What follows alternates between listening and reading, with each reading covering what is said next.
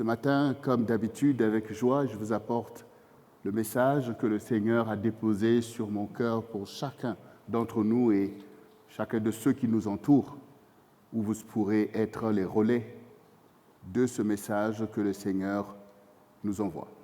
Alors ce message intitulé « Ne nous laissons pas enfermer dans les temps d'ignorance ». Pour introduire ce message, nous voulons tout simplement nous rappeler de cette parole de l'apôtre Paul dans le livre de Galates, au chapitre 5, le verset 7 et le verset 8. Cette parole, nous la connaissons.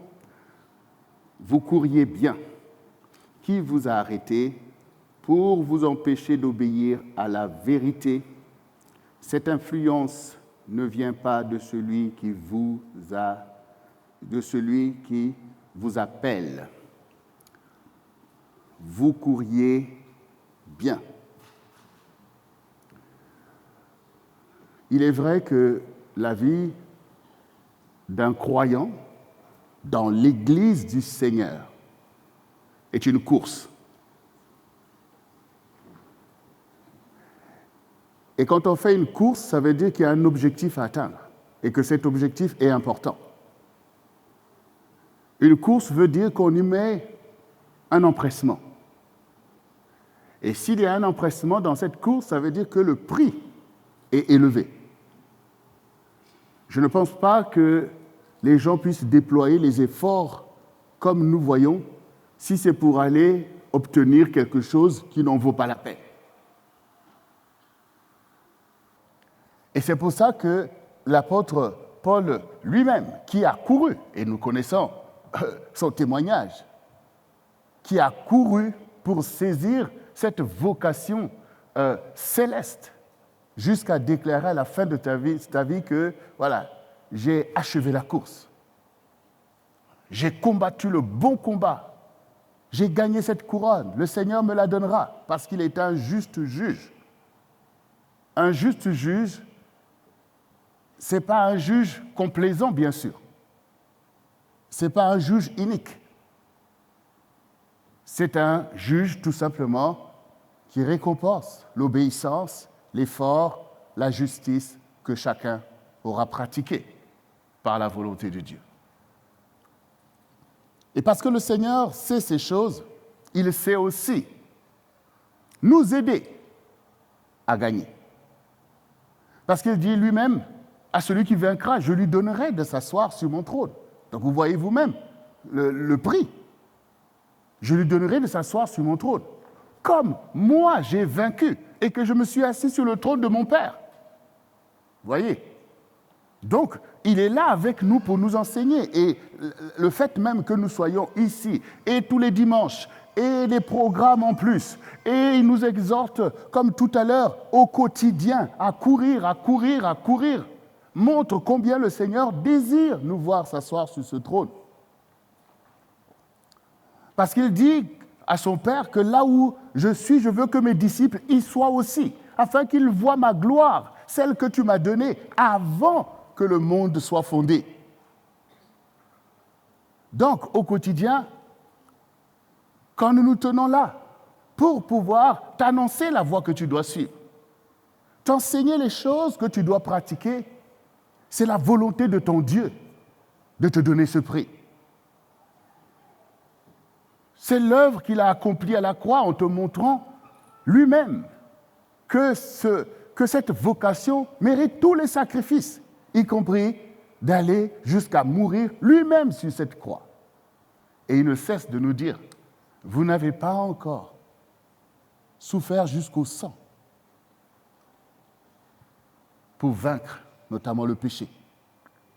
Donc vous voyez, c'est une vraie course. C'est un vrai combat contre l'opposition. Parce que ça, ton ennemi ne veut pas que tu puisses remporter cette couronne. Ton ennemi ne veut pas te laisser courir. Il va toujours chercher à te faire des croche-pieds. Il va essayer d'exercer son influence pour t'empêcher de courir selon le temps qui t'a été donné de remporter cette victoire. Sachez que, comme nous voyons nous-mêmes, dans tous les sports qui sont pratiqués, il y a toujours un temps pour gagner quelque chose. On ne peut pas te dire, bon voilà, on va te mettre, je ne sais pas, 100 mètres ou 150 mètres, et puis on est là toute la journée avec un chrono en train de t'attendre que tu y arrives, quoi. On donne un temps. Voilà. Et tout le monde doit courir dans ce temps. Donc, bien-aimés, c'est très important, ce message que le Seigneur nous envoie. Parce qu'il y a des temps sur la terre. Et ces temps n'ont pas toujours la même équivalence. Il y a des temps d'ignorance et il y a des temps de connaissance. Il y a des temps de perdition et il y a des temps pour se retrouver. Des temps de faiblesse, des temps de force, des temps de mensonge, des temps de vérité. Et ce qui importe dans tout ça, c'est l'issue de la course. Et pour Dieu, les choses ont un sens.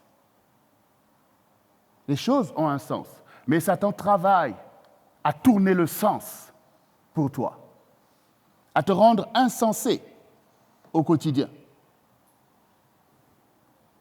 Donc il faut le réaliser. Il faut le réaliser.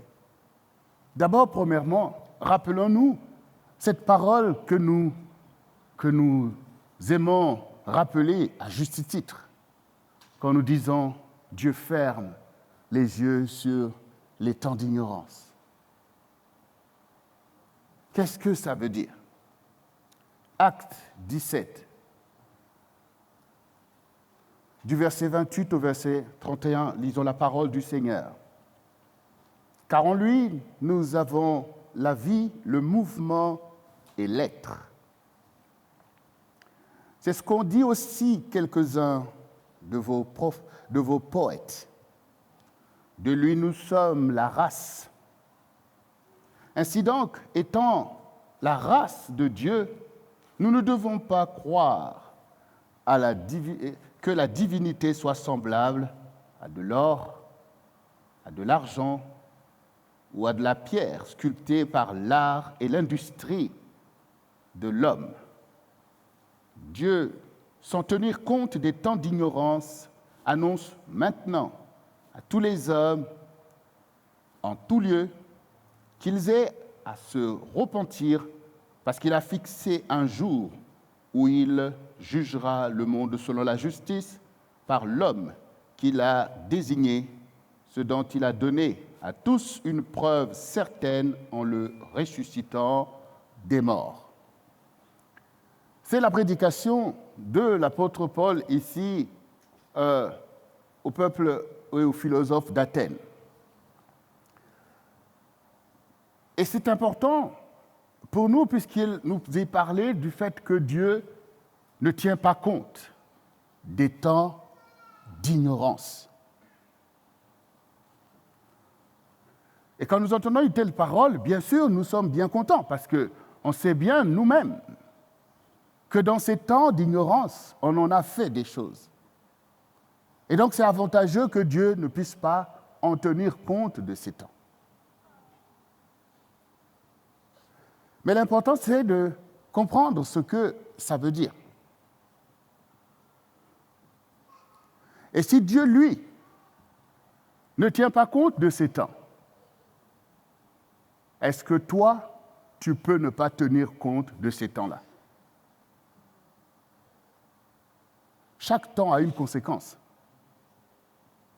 Bon, d'abord, Dieu ne fait pas cas des temps d'ignorance, c'est exactement pour te donner accès que les temps d'ignorance devaient te priver. Ce n'est pas qu'il ne sait pas ou qu'il n'a pas vu. C'est que par rapport à la destinée, par rapport aux choses qu'il a mis en réserve pour toi, il préfère ne pas tenir compte de ce que tu as fait avant. Parce que sinon, ce ne serait pas possible. C'est ça ce que ça veut dire. C'est-à-dire que Dieu supporte Le fait que, autrefois, peut-être que tu as tué quelqu'un. Et que Satan accuse pour dire qu'il n'a pas droit à cette couronne. Il n'a pas droit à être en ta présence. Exactement comme le Seigneur lui-même a dit à la croix, « Père, pardonne-leur, car ils ne savent ce qu'ils font. » Voilà. Ne pas tenir compte des temps d'ignorance veut dire te bénir par la grâce. Ça veut dire te faire grâce. Ça veut dire te favoriser, comme on a entendu tout à l'heure, ces faveurs qui détonnent avec les actions que nous avons communes. Quand le Seigneur est en train de dire « Père, pardonne-leur car ils ne savent ce qu'ils font », le Seigneur sait lui-même que ce peuple qui est devant lui, qui le méprise, il sait lui-même que ces personnes qui l'ont cloué sur ce bois, il a bien vu leur cruauté, il a bien vu comment ils ont rejeté la parole de Dieu, il a bien vu toutes ces choses. Mais la bonté, l'amour de Dieu dépasse tout cela. Donc c'est puissant que Dieu puisse ne pas tenir compte des choses que tu as fait pour te donner quelque chose de précieux. Ça, c'est la part d'un Père, d'un Dieu qui sauve. Voilà. Ça, c'est la miséricorde qui anéantit même le jugement. Parce que le jugement, il est là.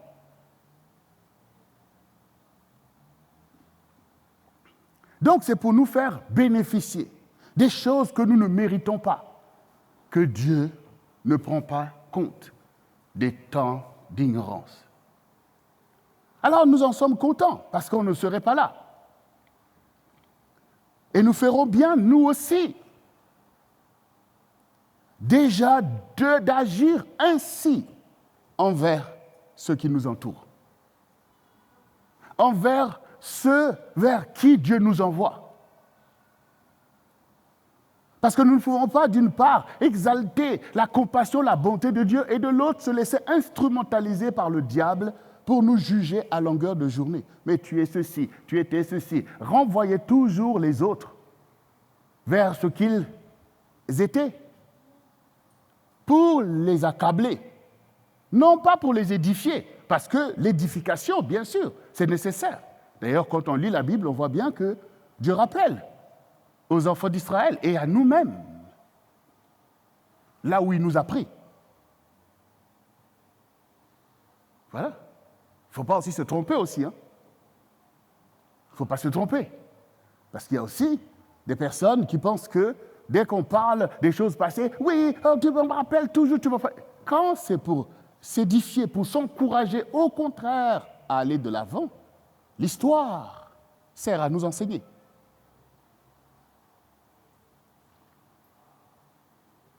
Mais ce n'est pas de nous condamner. C'est de nous donner d'apprécier les temps de la grâce. Si les temps d'ignorance nous ont avilis, les temps de la connaissance doivent nous couronner de lumière. C'est ça qui est important à comprendre ici. C'est vrai, Dieu ne tient pas compte des temps d'ignorance, sinon personne ne serait là devant lui.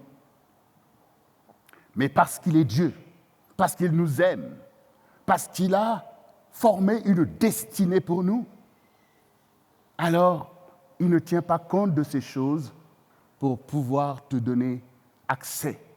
Et l'apôtre, accès à ces grandes choses. Et l'apôtre Paul ici, il a eu aussi bien des temps d'ignorance. Et l'histoire de l'apôtre Paul nous enseigne que même dans la religion, et la religion est bourrée des temps d'ignorance, mais des temps terribles. Parce que lui-même, étant enseigné depuis son jeune âge, se retrouve sur la route de Damas, dans la même situation que ceux qui sont ignorants. Parce que du coup, devant le Seigneur, qui se révèle à lui et qu'il était en train de combattre. Parce que ne tenons pas compte déjà de ce que Gamaliel lui-même avait dit, que laissez ces gens. Parce que vous courez le risque de combattre contre Dieu. Si ce n'est pas de Dieu, tout ça, ça va s'étioler. Mais vous courez le risque de combattre contre Dieu parce qu'il a bien vu que ces gens-là, ils ont quand même guéri des malades, ils ont fait des choses. Donc faites attention. Et lui-même, son disciple, sur la route de Damas, il a la révélation que le Seigneur est Dieu. Donc il était en train de combattre son propre Dieu en croyant être celui qu'il connaît et qui veut réprimander et tuer ceux qui sont ignorants. Il se retrouve lui-même dans la situation où c'est lui qui est gravement dans l'ignorance et cruellement, criminellement même dans cette ignorance-là. Et donc il dit, mais Seigneur, mais le Seigneur dit, ne crains pas. Ne crains pas car je t'ai choisi. Oh là là. Voilà. Quelqu'un qui a participé à la mort de tes disciples. Et le Seigneur dit, ne crains pas, car je t'ai choisi. Voyez? C'est-à-dire que le Seigneur n'a pas tenu compte de ce qu'il a fait et de ce qu'il était en train d'aller faire sur la route de Damas. Il a fait prévaloir le choix qu'il avait déjà porté sur lui. Il a fait prévaloir le plan de Dieu. Il a fait prévaloir la grâce que Dieu lui-même avait déjà portée sur cet homme, dont il savait aussi qu'il n'était pas n'importe qui. Ça veut dire que Dieu voit que cet homme était sincèrement dans l'ignorance. Il croyait bien faire. Dieu sait toutes choses. Et donc il dit, ne crains pas, car je t'ai choisi. Tiens-toi sur tes pieds et je te montrerai les choses que tu vas souffrir pour mon nom. Voilà. Les choses que tu vas souffrir pour la vérité. Les choses que tu vas souffrir pour la gloire de Dieu. Il y a des choses à souffrir sur cette terre pour la gloire de Dieu et non pas pour le mal. Non pas pour être condamné, mais pour être enveloppé de la gloire de Dieu. Et c'est donc cet apôtre-là qui nous parle. Il dit, vous couriez si bien, ne vous arrêtez pas. Il faut courir et courir. Il faut arracher cette couronne, mes bien-aimés. Donc nous voyons déjà au travers de l'histoire de Paul qu'effectivement, les temps d'ignorance sont des temps dangereux, sont des temps tenaces, que même la religion ne peut pas renverser. Parce que sinon, les enseignements de Gamaliel auraient pu délivrer Paul de ces temps d'ignorance. Et ces temps tendent à encore t'emmener encore dans plus en plus de choses, parce que ce sont des temps pernicieux.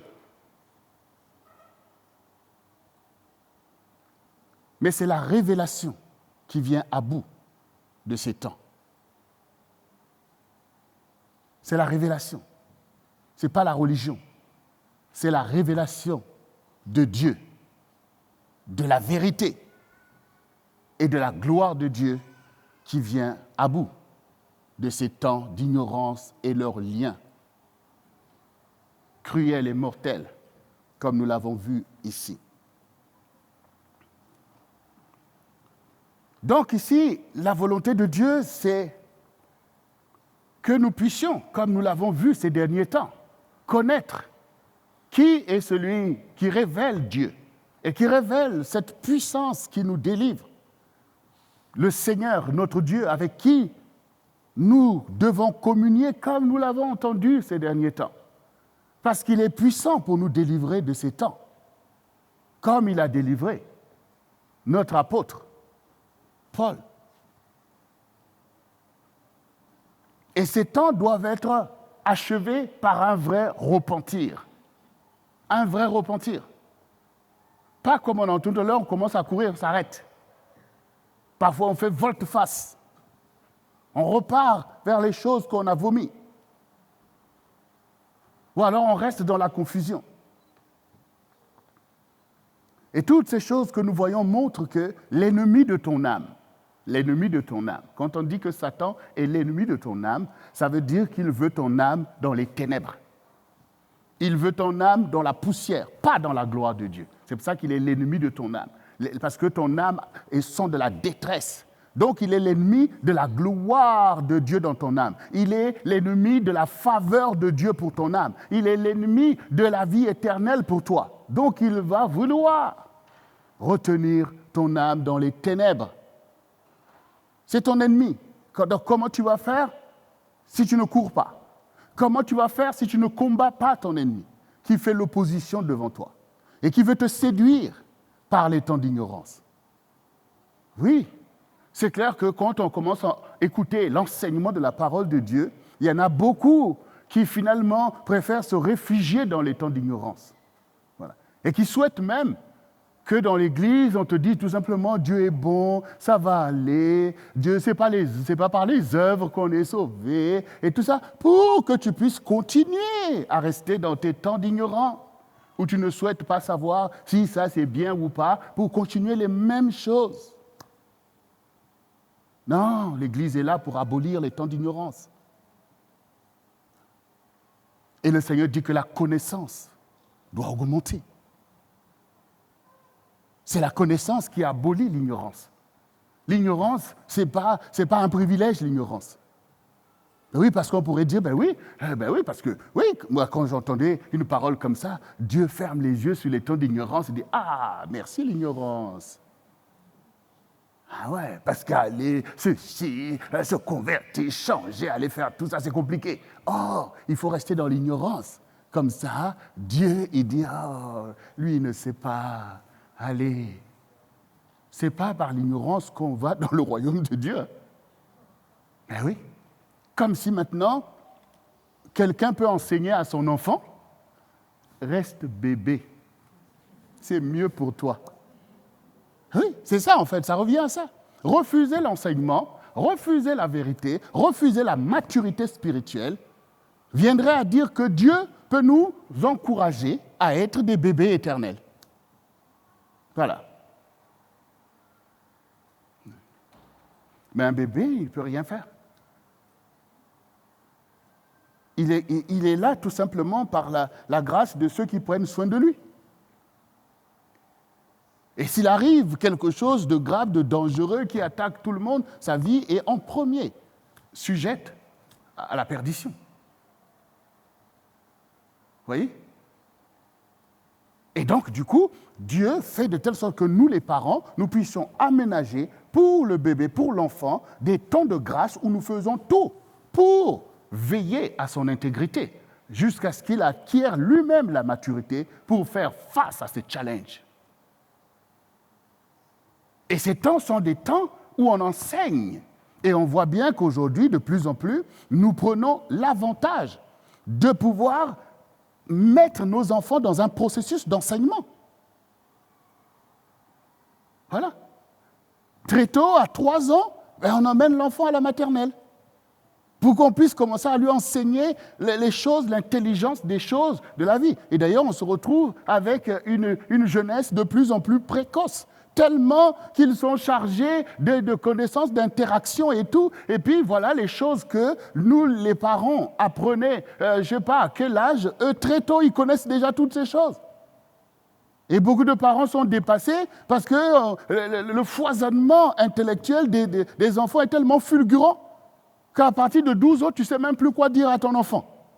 C'est lui qui vient t'enseigner des choses. Vous voyez ? Et pourquoi, quand on arrive dans les choses de Dieu, on voudrait rester dans l'ignorance? C'est coupable, en fait. On voit bien comment le diable veut instrumentaliser l'intellect toujours pour les choses du monde. Mais pour les choses du salut, pour les choses de la gloire de Dieu, il veut venir mettre un esprit de mort sur toi. Comme si tu n'as rien à apprendre. Comme si le monde spirituel n'existait pas, en fait. Et comme disait tout à l'heure Pasteur Max dans son exhortation, c'est comme si maintenant on n'est là que dans le monde, dans les choses du monde et tout ça. Et pour les choses de Dieu, non, bon, on laisse comme ça, on ne veut pas mettre du zèle, on ne veut pas avancer avec ça. Non, bien-aimés, vous qui couriez bien, il ne faut pas vous arrêter. Il ne faut pas accepter l'influence du diable. Au contraire, quand nous lisons la Bible, nous voyons combien Dieu veut se révéler. Et c'est la révélation qui est nécessaire. C'est la révélation qui nous libère. C'est la révélation. Parce que la Bible dit, les choses révélées sont à vous. Il y a des choses qui sont à nous. Il faut s'en approprier.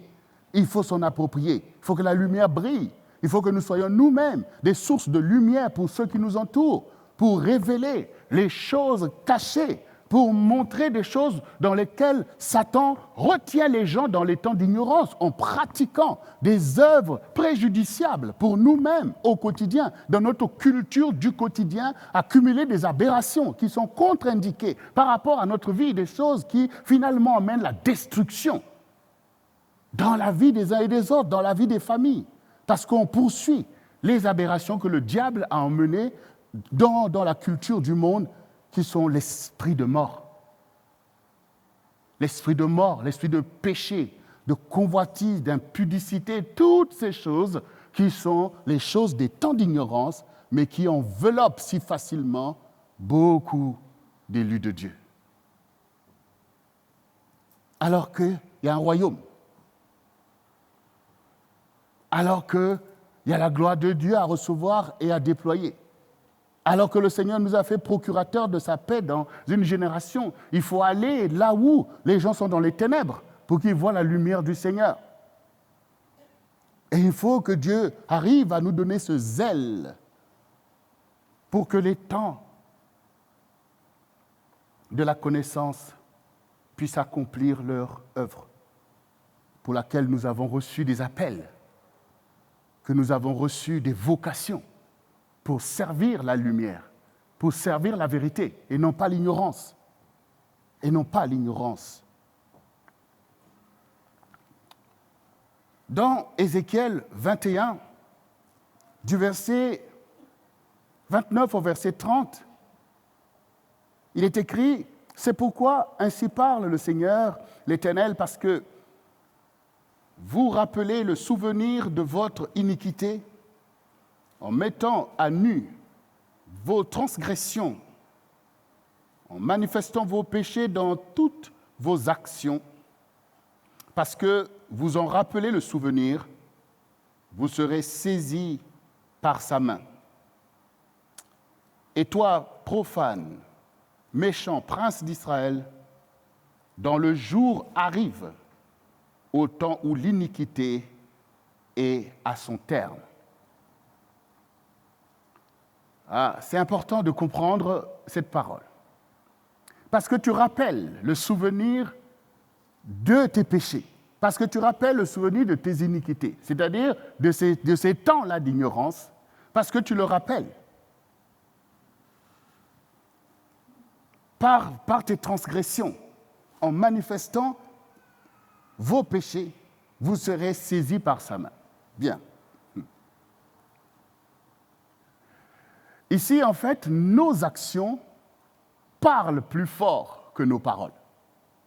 C'est-à-dire que Dieu qui ne tient pas compte de ces temps d'ignorance, au lieu que nous puissions au contraire nous dire que « Ah, merci Seigneur parce que j'aurais été condamné, mais or il m'a fait grâce », et que nous puissions renverser ces temps d'ignorance pour pratiquer la justice, la gloire de Dieu, Dieu voit que nos actions restent les mêmes que dans les temps d'ignorance.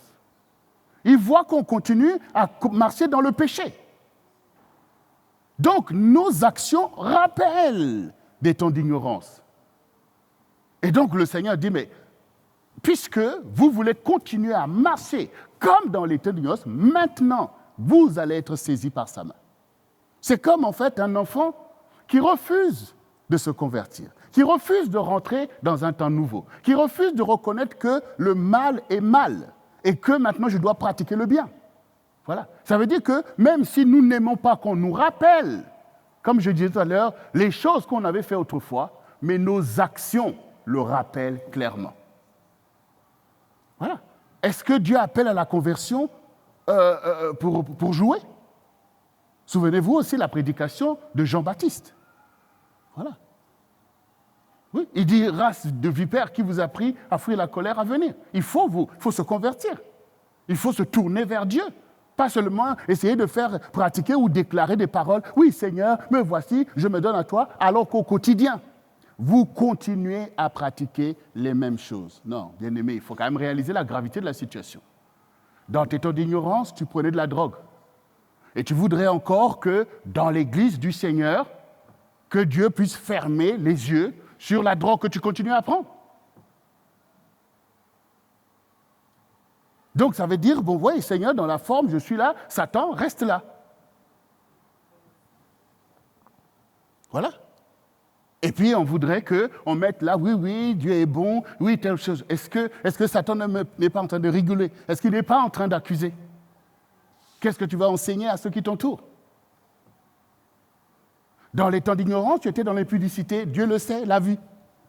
Malgré ça, il t'a pardonné. Et dans les temps maintenant où il déverse sa parole, tu voudrais que, bon, Seigneur, d'accord, mais je garde avec le diable ses impudicités. Alors pourquoi Dieu donc a pour toi fermé les yeux sur les temps d'ignorance?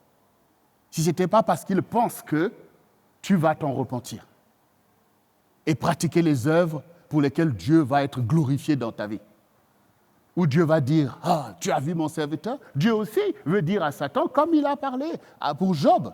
Il a dit à Satan, « Est-ce que tu as vu mon serviteur Job? Personne n'est comme lui, un homme intègre, craignant Dieu. » Voilà. Vous croyez que Dieu ne veut pas, tu penses que Dieu ne veut pas te glorifier sur ta vie? Tu penses qu'il ne veut pas dire à Satan qui t'accusait pour dire, maintenant tu l'as vu? Tu l'as vu maintenant? Hein? Tu as vu maintenant? Tu as vu maintenant ce qu'il devient pour moi? Tu as vu maintenant comment il enseigne la justice? Tu as vu maintenant comment il souffre pour ma gloire? Tu as vu comment il a vomi tes œuvres? Tu as vu comment il t'a balayé loin de lui? Parce qu'avant, il ne me connaissait pas. Mais maintenant qu'il me connaît, maintenant qu'elle me connaît, tu as vu comment il m'a choisi plutôt que toi. Voilà. C'est quand même ça, courir. C'est quand même ça, la vie de l'Église du Seigneur. Voilà. Il est là pour que le péché soit vaincu dans notre vie et que nous puissions nous glorifier de la gloire du Seigneur. Donc, nos actions doivent confesser la bonté du Seigneur. Les faveurs de Dieu, comme nous l'avons entendu, nous devons y marcher. La lumière de Christ doit briller en nous. Aujourd'hui, ce n'est pas dans le monde que l'on voit Christ comme il était en Israël, mais on le voit au travers de toi. C'est au travers de toi que Christ continue à éclairer les ténèbres de notre temps. Et nous voyons bien que ces ténèbres deviennent encore de plus en plus épais. Et voilà. Donc on voit bien combien, bien-aimés, nous ne devons pas nous laisser avoir en reproduisant des actions qui sont comme des envoûtements, en fait, des temps d'ignorance, où Satan avait pris l'avantage de t'accabler, de te lier par les choses qu'il avait liées tes parents avant toi. Et il voudrait encore que ces choses, oui, allez à l'église, faites tous vos jeûnes que vous voulez, mais les actions, ce sont mes œuvres qui doivent continuer à se déployer dans ce monde. Voyez? Non, Dieu ne peut pas nous laisser ni perdre du temps, il ne peut pas nous laisser marcher dans des voies erronées. Parce que sinon, la prédication ne sert à rien et les enseignements non plus.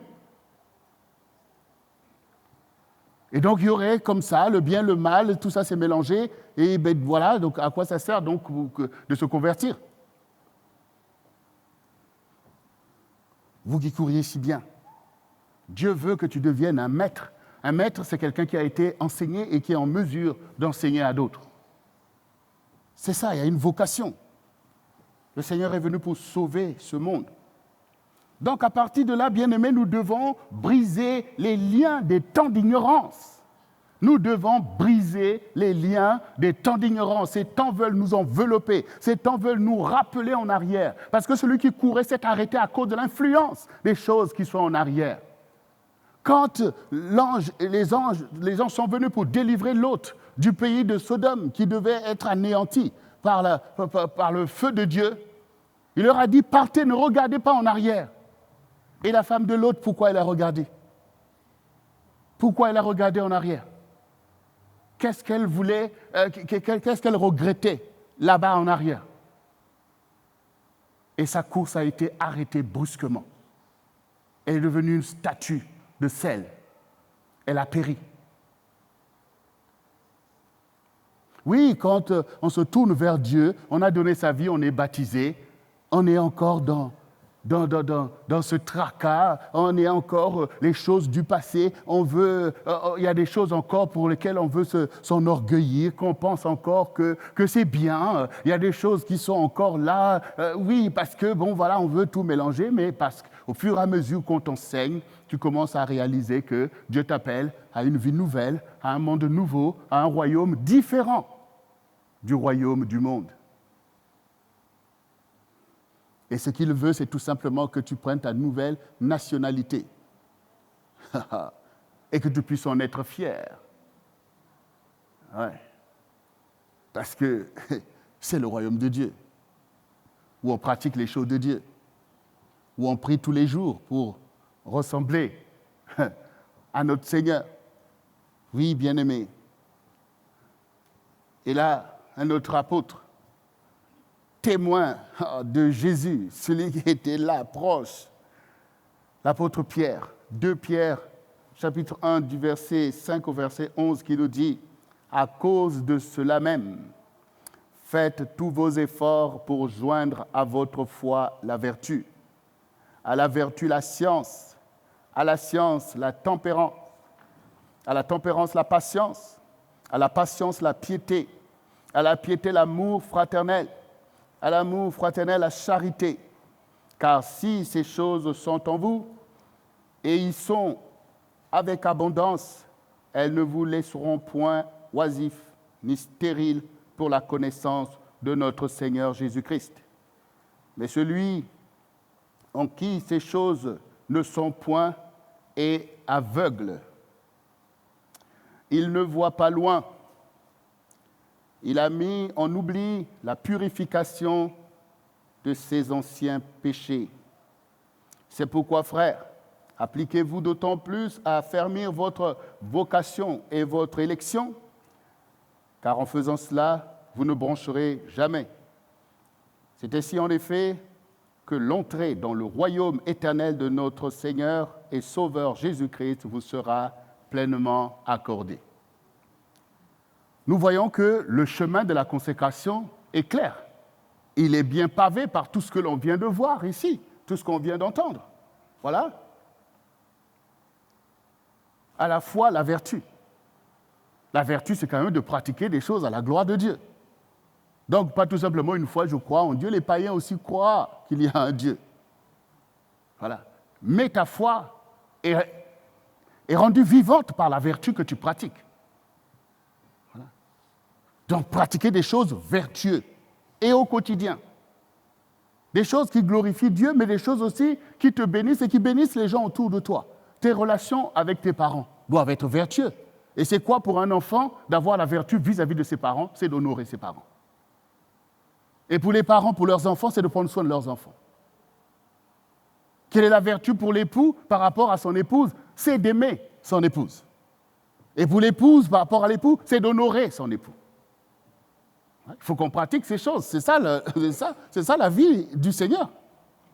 Pas, oui, je crois, mais si tu croyais, tu allais pratiquer sa parole.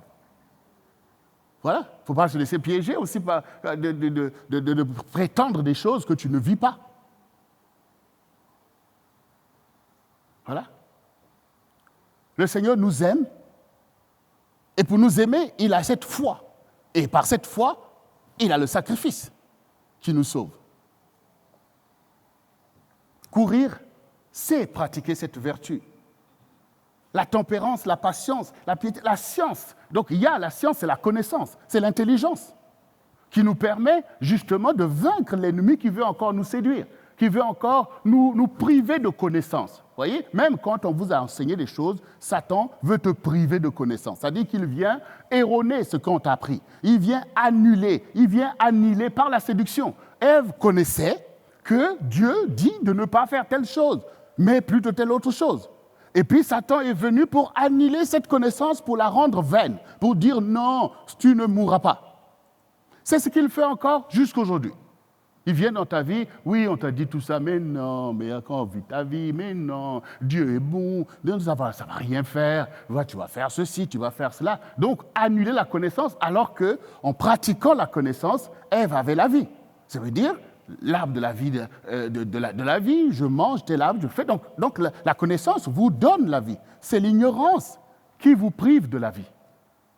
Voilà, l'ignorance est dangereuse. L'ignorance est dangereuse. Et même quand on regarde dans notre vie, disons dans la vie du monde, s'il n'y avait pas des personnes qui avaient fait de leur vie la recherche de la connaissance, on ne serait même pas là avec la lumière en train de se parler, en fait, comme ça. Voilà. Beaucoup, on serait encore dans une vie où peut-être aujourd'hui tu serais en train d'aller chasser le sanglier quelque part, d'autres, je ne sais pas quoi. Vous voyez, même dans la vie, ça nous montre que la vie, c'est la vie. Il faut rechercher la connaissance qui nous délivre, en fait, des temps d'ignorance, des temps de misère, de pauvreté, de limitation. Voilà, c'est le chemin que Dieu a mis devant nous. La connaissance augmentera. Voilà. La connaissance doit augmenter dans ton quotidien, dans ta vie. Et tire avantage de la connaissance. Voilà. Tire avantage de la connaissance. Quand tu connais quelque chose, ce que tu es en train d'entendre aujourd'hui, est-ce que ça va t'avantager là quand tu sors d'ici? Est-ce que tu vas pratiquer ce que tu entends en sachant que c'est ça la bénédiction? Et que c'est ça qui est bien pour toi? Et que les prières que tu adresses à Dieu, c'est là la réponse. Voilà. Ou tu vas rentrer vainement en train de rester dans tes temps d'ignorance, où tu ignores que tu dois aimer ta femme, où tu ignores que tu dois aimer ton mari, les gens qui t'entourent, que tu dois aimer la communauté que Dieu donne, que tu dois comprendre l'importance du CRC pour toi, pour ton émancipation, pour que tu accomplisses tes vocations sur la terre, pour écraser l'ennemi qui est là, embusqué dans ta vie. Voilà. C'est ça, prendre avantage de la connaissance. Là, nous voyons qu'il y a le Covid, eh bien, tout le monde, on est en train de trembler, confinement, tout ce qui va. Mais il y a des gens qui ont compris que, oh là, il faut qu'on découvre les choses. Là, il faut qu'on découvre les choses. Et aujourd'hui, là, ça veut dire que, vous voyez, tu essaies de créer ton entreprise, tu galères pour avoir les clients et tout. Là, eux, ils ne savent même plus quoi faire avec des millions.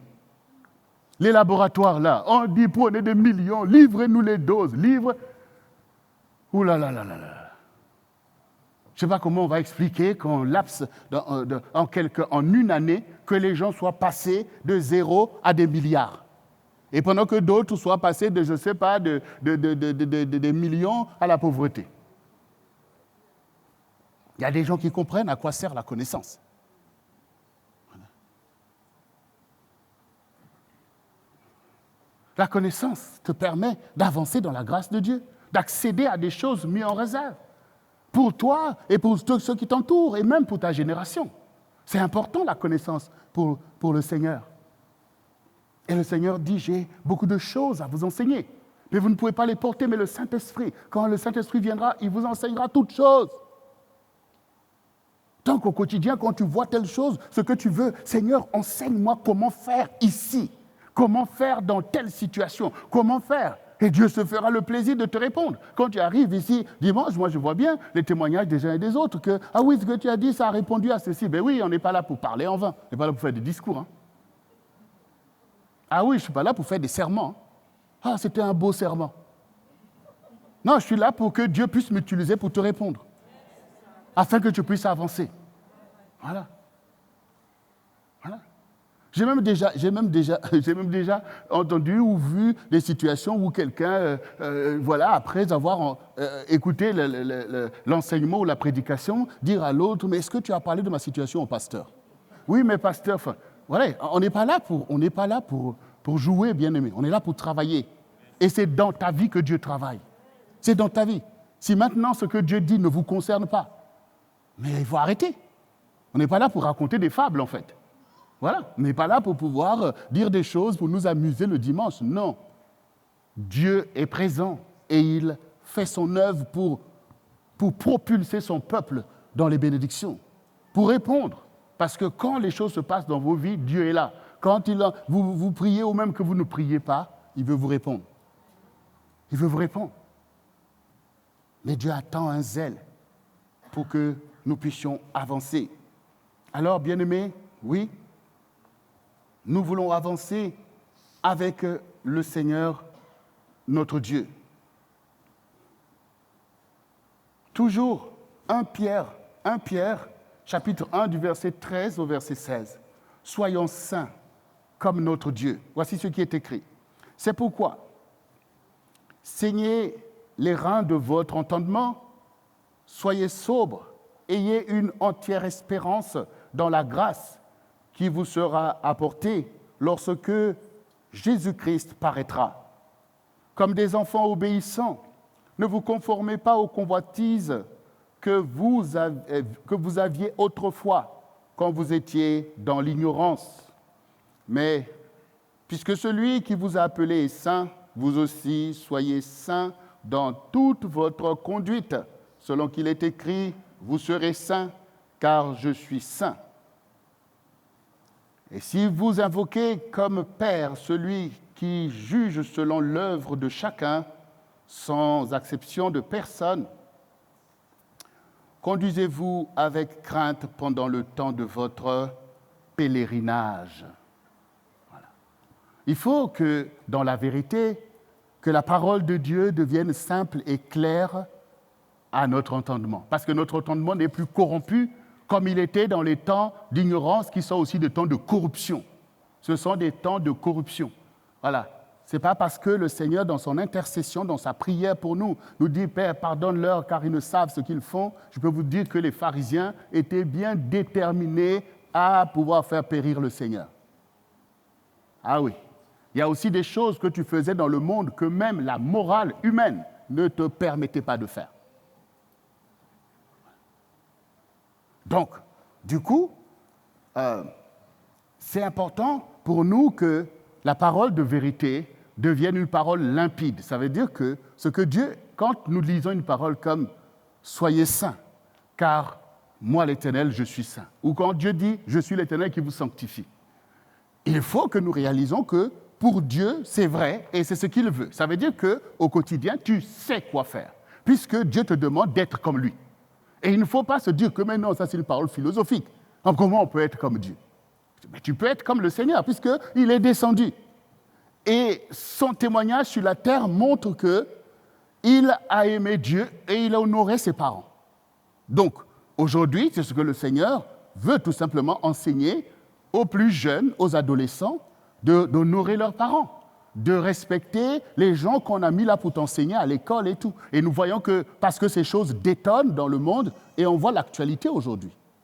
On voit l'actualité aujourd'hui. On voit tout ce qui peut se passer, même au milieu des enfants. Est-ce qu'on va laisser nos enfants dans l'ignorance sous prétexte que c'est des enfants ? Et quand maintenant les crimes apparaissent, quand maintenant les enfants sont là même à s'entretuer, et puis à la télé, à longueur de journée, on commence à incriminer les enfants. Donc vous voyez vous-même que les temps d'ignorance sont des temps à abolir.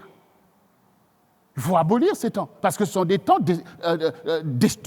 des temps qui détruisent en fait. Ce sont des temps qui piègent, ce sont des temps préjudiciables pour l'humanité. Parce que Satan en profite de ces temps. Voilà. Pour armer, pour détruire. Parce que le voleur ne vient que pour dérober, égorger et détruire. Voilà. Et pendant qu'il veut nous empêcher d'accéder à la connaissance spirituelle pour être émancipés, il vient vous charger de la connaissance du mal et faire de beaucoup qui soient ingénieux au mal. Comment tromper, comment faire ceci, comment détruire. Donc, ce sont des temps qui sont à l'avantage de Satan. Et Dieu ne veut pas des temps, en réalité, Dieu ne veut pas des temps d'ignorance. Puisqu'il dit lui-même, il dit « Enseigne à ton enfant la voie qu'il doit suivre ». Voilà, enseigne. Parce que nous, voilà, c'est-à-dire qu'on a l'impression que dans la vie, il faut toujours passer par la case dégâts, case péché, pour qu'après on se convertisse. Mais combien arrivent, beaucoup périssent dans ça. Beaucoup périssent dans leur enfance, dans leur adolescence. Voilà, l'actualité est là pour témoigner. Donc on ne peut pas se séduire, se complaire dans les temps d'ignorance. L'Église est là pour abolir ces temps. Enseigne à ton enfant. Et Dieu désire même si tout le monde ne s'engage pas dans l'Église à venir enseigner, Dieu, il est le Dieu de l'humanité. Donc il veut au moins qu'il y ait une morale. une morale dans un pays, dans une nation, dans une génération pour déjà abolir le mal. Or, même la morale, on n'en veut pas. On ne veut pas de l'ordre moral. Donc, et quand le mal gangrène, on se plaint encore. Voilà. On commence à s'accuser les uns les autres. Ah, c'est les jeunes. Ah oui, c'est les noirs. Ah, c'est les arabes. Ah, c'est les blancs et tout ça. Puisqu'on refuse même une morale par laquelle on enseignait à un enfant tout simplement que ça, c'est pas bien, ça, c'est qui est bien. Enfin, vous voyez, on refuse tout ça. Donc, on est livré. Donc, les gens sont livrés au diable. Les gens sont livrés au diable. Et au milieu de ça, nous-mêmes, dans la religiosité, on peut être là en train de se complaire aussi dans l'église du Seigneur. Alors que Dieu nous a envoyés pour renverser effectivement le royaume de Satan. Donc, vous voyez vous-même. Non, il faut qu'on accepte maintenant que la parole de Dieu soit claire et nette. Ce n'est pas une parole au deuxième degré, c'est une parole au premier degré. Soyez saints comme moi je suis saint. Ça veut dire que tu imites le Seigneur. Tu imites le Seigneur. Ce que Dieu aime, toi aussi tu aimes. Ce qu'il n'aime pas, tu n'aimes pas. Voilà. Si Dieu te dit qu'il ne t'a pas appelé à l'impudicité, donc ça veut dire qu'il y a un chemin pour toi, le chemin de l'amour. Voilà, le chemin de l'amour. Dieu qui nous a créés, il sait aussi les voies de notre épanouissement. Quand on te dit d'arrêter le mal, c'est pour que tu pratiques le bien qui est avantageux pour toi et pour les autres, en fait. Qu'est-ce qu'on gagne à pratiquer le péché si ce n'est pas la mort? La Bible dit que le péché est l'aiguillon de la mort. Ça veut dire que c'est le péché qui emmène la mort. Et ça se vit au quotidien. Ça se vit au quotidien. Voilà. On est là, le diable fait tout un tas de choses, des films pour exciter la chair. Et puis on dit, on est content, très tôt, même les enfants à la maternelle, c'est qui ton petit copain? Ah oui, c'est là et tout. Et puis après, le diable amène la crise de l'adolescence. Et c'est là qu'il fait des dégâts. Et on le voit aujourd'hui. Combien de jeunes se suicident en France? Première cause de mortalité de la jeunesse, c'est le suicide. Quelle est la raison? Souvent, c'est les déceptions amoureuses les uns les autres et tout, les critiques, des trucs, se jeter par des fenêtres et toutes ces choses-là. Voilà. On en parle à la télé, mais il faut aller attaquer la racine de ces choses-là. Il faut aller dénoncer le monde que l'on crée, cette effervescence de l'individualisme, de soi-disant une liberté où on n'a plus de règles. Quand ça produit, on dit que c'est les jeunes. Les jeunes sont d'abord victimes du monde qu'on leur adresse. Voilà. Tout ce qu'on fait pour renverser même l'autorité parentale. Et puis maintenant, quand ça arrive, on dit que c'est les parents, il faut priver, il faut enlever comment on appelle les allocations, parce que les parents, mais au quotidien, qui renforce l'autorité même parentale? Puisqu'on est dans une génération où tu ne peux même pas donner une fessée à ton enfant. Eh bien oui, bien aimé. On ne peut pas, tout ça, et quand ça arrive, on veut charger, on veut condamner. Et déjà qu'avec le préjudice de la monoparentalité, dans laquelle beaucoup de jeunes sont livrés, tout ça, quand on travaille à ravager tout ça, c'est des idéologies, c'est du progrès, mais on peut progresser vers l'abîme aussi. Ah ben oui, il faut faire une critique sérieuse de la responsabilité de chacun. La responsabilité de chacun. Il faut réaliser. Voilà. Faut réaliser, il ne faut pas être des pompiers pyromanes, quoi. Après avoir mis le feu, on vient avec Satan, on vient pour éteindre le feu. Mais vous avez mis le feu. Voilà. Non, bien-aimés, il faut que nous puissions reconnaître la vérité, la lumière de notre Dieu et nous encourager, nous exhorter à revêtir cette vérité, cette gloire, à aider notre génération. Il faut retrouver que sans la parole de Dieu, c'est le chaos total. C'est le chaos total. Mais le Seigneur qui nous appelle au réveil veut faire la différence.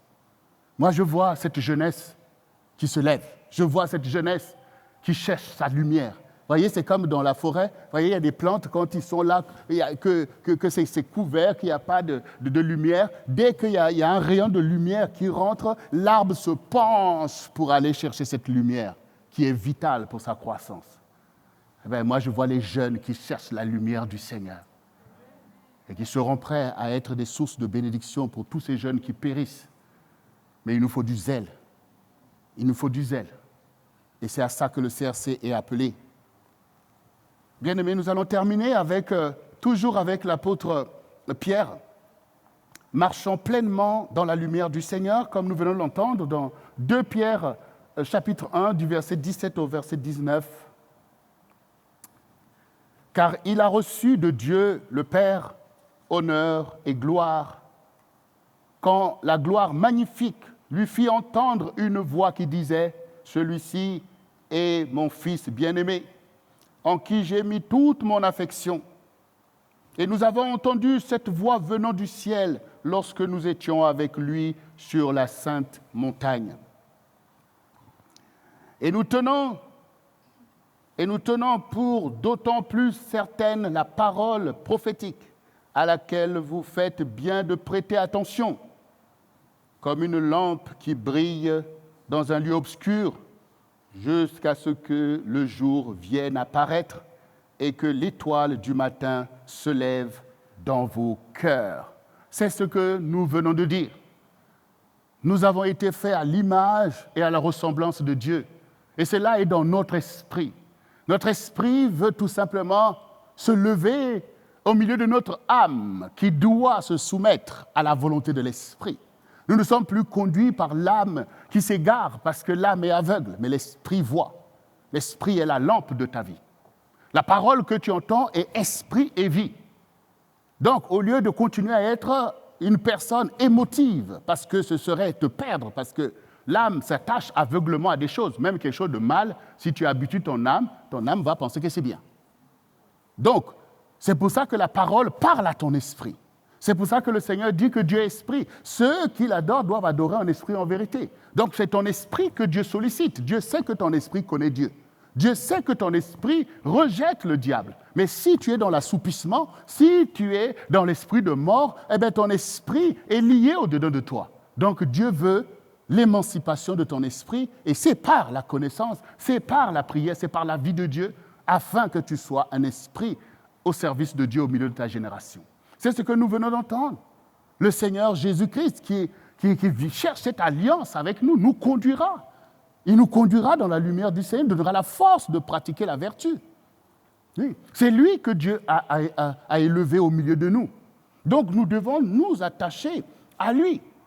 Oui. Parce que nous sommes dans un monde obscur. Et cette obscurité, elle est là, tu la vois toi-même. Elle est déployée, elle est puissante, elle est pernicieuse.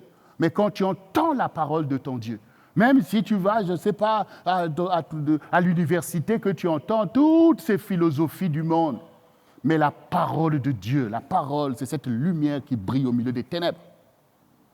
Tu dois te revêtir de cette lumière. Christ en toi, l'espérance de la gloire. Quand tu as Christ en toi, tes limites sont pulvérisées. Peu importe à quoi Dieu t'a appelé, même au milieu de ta génération. Si Dieu t'a appelé pour que toi aussi, tu ailles travailler à la NASA et que tu ailles à Mars un jour, va avec Christ en toi. Oui, va avec Christ en toi. Les gens même qui seront à côté de toi, un jour diront « Prie pour nous ». Prie pour nous. Te diront « Prie pour nous ». On voit bien les gens qui dans ce monde ont ton sang, sont tes lèvres, et puis quand vient le jour que tu dois partir, tout le monde est là, misérablement devant Dieu. Tu as tout simplement besoin qu'on vienne prier pour toi, en fait. Voilà. Donc avance avec Christ en toi. Si Dieu t'a appelé à la politique, mais fais de la politique avec Christ en toi. Fais de la politique avec Christ en toi. Parce que c'est une gloire qui n'a rien de comparable que ce qui est dans le monde. Non, bien-aimé. Dieu est là, mais Satan s'oppose à la connaissance du Seigneur. Voilà. Parce qu'il sait lui-même que Christ en toi, c'est l'antidote contre la séduction du diable. Christ en toi, c'est lui seul qui est capable d'abolir ces temps d'ignorance par lequel le diable veut envelopper notre génération. Ce qu'on te veut, ce qu'on te demande, c'est de briller au milieu de ta génération. C'est d'être une personne importante par le bien que tu es capable d'apporter. C'est de vivre ta vie dans la lumière. C'est d'avoir un témoignage qui soit une source de bénédiction pour les autres et de laisser demain à ta maison un témoignage de salut, pour que les tiens puissent s'attacher aussi à ton témoignage, comme on voit les enfants d'Israël se sont attachés au témoignage d'Abraham, parce qu'il a accepté de se convertir. Ils se sont attachés au témoignage de leur patriarche, et nous-mêmes aussi, on s'est attachés à ces gens. Mais Abraham, aujourd'hui, c'est toi. Le patriarche, aujourd'hui, c'est toi. Esther qui sauve son peuple, c'est toi aujourd'hui. Revêt-toi de ta couronne. Saisis les grâces qui te sont réservées par Dieu. Et sers ton Dieu. Sois fier du Seigneur. Amène la vérité là où il y a des ténèbres. Et puis surtout, réjouis-toi de ce que Dieu a bien voulu faire de toi. Parce qu'il y en a beaucoup qui sont déjà dans les ténèbres. Voilà. C'est notre... une fois, j'avais fait participer l'évangéliste Harvey ici, que c'était, je crois, une réunion des jeunes pour témoigner tous les songes que Dieu lui a montrés au sujet des âmes qui vont en enfer. C'est des choses terribles. On veut qu'on voile tout ça pour être là, pour dire tout simplement des paroles qui nous plaisent et puis laisser les âmes périr. Non, bien-aimé, Dieu n'a pas choisi que tu périsses, mais il a choisi que tu vives, toi et ta maison, toi et ta postérité. Et non seulement toi et ta maison, Dieu veut que tu sois dispensateur de la grâce de Dieu. Et Dieu veut que tu apportes les bonnes nouvelles aux gens pour dire, oui, Satan vous a fait faire des choses, mais Dieu ne prend pas compte de ces choses, mais il vous appelle à la lumière. C'est ça que Dieu veut. Voilà. Et surtout maintenant que nous voyons l'esprit de mort qui est en train de frapper, nous devons amener l'esprit de vie. Il faut amener la prière. Il faut prier même quand tu es à la maison. Ne laisse pas l'oisiveté t'envelopper. À la maison, tu pries pour les gens, tu pries pour les gens qui périssent, les gens qui ont le Covid. Tu es tout ça, ta vie, il y a un programme pour ta vie. Prie. Sois dans une vie de prière, parce que quand tu es dans une vie de prière, les temps d'ignorance ne pourront pas te tenir.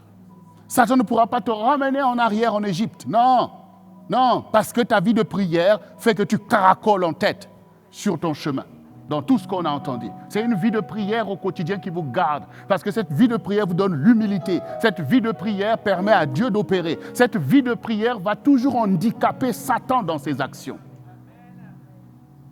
Il y a des liens à briser, bien-aimés. Il y a plein d'enseignements qu'il faut apporter. Pour ceux, les enfants, ceux qui sont à l'IFM, quand on commence maintenant à aller enseigner des réalités spirituelles, je vous dis que c'est chaud. C'est chaud. Mais c'est dans ce feu-là qu'il faut passer. C'est dans ce feu pour que tous les liens-là soient brisés. C'est dans le feu que tu vas aller saisir ton héritage à la gloire de Dieu. Alors soyons une génération zélée. Soyons une génération qui veut aller saisir la part qui nous a été réservée. Soyons une génération qui est là pour tailler en pièces les œuvres du diable. Soyons une génération qui va pouvoir en arracher beaucoup des mains de l'ennemi. On est là pour déchirer le filet de l'oiseleur. Et je compte sur chacun de vous que cette parole que tu as entendue soit pratiquée ardemment et puissamment. Dieu en donnera un fruit et beaucoup vont en bénéficier autour de toi. Et d'ailleurs, Dieu t'enverra loin pour aller annoncer ces choses comme tu les entends aujourd'hui. Avec Dieu, nous ferons des exploits. Avec le Seigneur, nous sommes plus que vainqueurs. Dieu nous aime pour l'éternité et il est prêt encore à racheter le temps pour toi.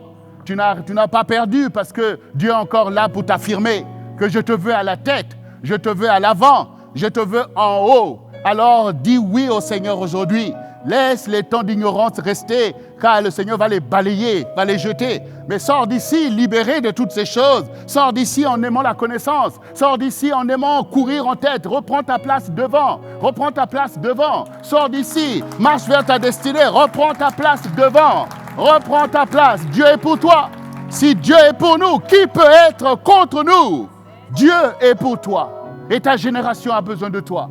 Ta génération a besoin de toi. Alors marchons ensemble, selon la grâce qui nous a été faite par le Seigneur Jésus. Et le Saint-Esprit est là pour nous conduire dans toute la vérité, dans l'unité. Et soyons tous ensemble comme un seul homme pour nous tenir dans la main et nous serons victorieux. Bien-aimé, si tu veux bien te mettre debout dans ce lieu, et vous qui êtes à la maison aussi, prenez cette position de victoire devant le Seigneur, car ce message, il est urgent pour chacun de nous. Notre place est devant, notre place est à la tête, notre place c'est pour pouvoir aider les autres, notre place c'est pour pratiquer cette parole de vérité. Gloire au Seigneur.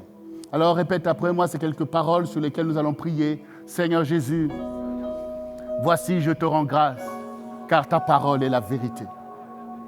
Tu ne m'as pas abandonné dans les temps d'ignorance, mais tu m'attires avec des cordages d'amour. Parce que tu veux que moi aussi je puisse remporter la couronne, que moi aussi je sois vainqueur comme toi, que moi aussi je puisse m'asseoir sur ton trône. Et je te rends grâce aujourd'hui. Je renonce à la corruption qui agit dans l'entendement pour rester dans l'enfance spirituelle. Je m'émancipe de ces choses car j'accepte la connaissance de la vérité. J'accepte la force qui vient d'en haut pour marcher sur les serpents et sur les scorpions et sur toute la puissance de l'ennemi et rien ne pourra m'arrêter.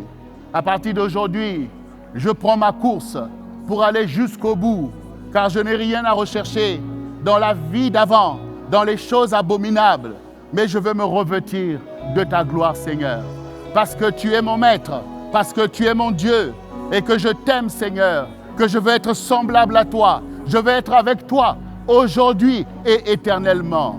Seigneur, aide-moi à témoigner dans ma génération des œuvres de lumière que tu as préparées longtemps d'avance afin que je puisse les pratiquer. Purifie mes pensées et mes sentiments au-dedans de moi. Donne-moi, Seigneur, le goût de l'effort. Donne-moi, Seigneur, l'amour de la vérité. Donne-moi, Seigneur, la victoire. Je te dis merci, Seigneur, car tu es l'Éternel qui me sanctifie. Tu es l'Éternel qui me guide. Tu es l'Éternel qui me transforme et qui accomplit tes œuvres en moi. Merci, Seigneur, pour ta parole, car maintenant même je suis délivré des liens, des choses d'avant. Maintenant même je suis guéri de tous les maux dans la racine et dans les temps d'ignorance. Je renonce à l'héritage du diable et je reçois l'héritage de Christ. Et je suis béni, moi et ma maison, moi et les enfants du Seigneur.